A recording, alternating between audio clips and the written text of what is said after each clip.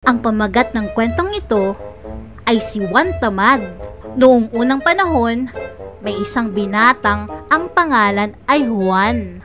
Siya ay kilala sa buong baryo bilang pinakatamad na nilalang. Hindi niya gusto ang magtrabaho, mag-aral o tumulong sa bahay. Ang paborito niyang gawin ay matulog sa ilalim ng puno at maghintay na lang ng swerte. Isang araw, si Juan ay nagutom. Sa halip na magluto o manghuli ng pagkain, napansin niyang may isang puno ng bayabas malapit sa kanya. Ang puno ay hitik na hitik sa bunga. Sa halip na umakyat o pumitas, humiga na lang siya sa ilalim ng puno at nagsabing,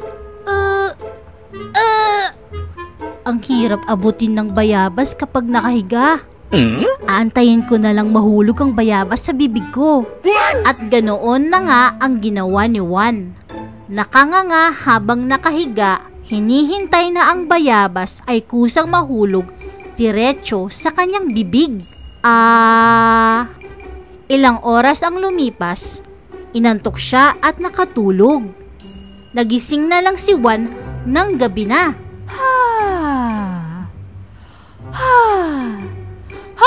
Gabi na? At wala pa ring bayabas sa tiyan niya. Hindi pa rin nahuhulog yung bayabas. Ang kanyang tiyan ay kumakalam. At ang bayabas ay nandoon pa rin sa sanga ng puno. Makauwi na nga lang. Doon na lang ako sa bahay kakain. Siguradong nakaluto na si inay. Dahil doon, umalis siya na gutom pa rin. Sabi ng mga tao, kaya siya tinawag na Juan Tamad kasi kahit may pagkakataon na, hindi pa rin siya kumilos.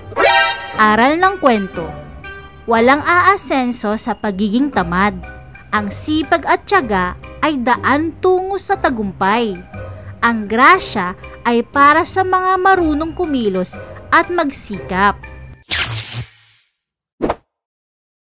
Please like, share, and subscribe.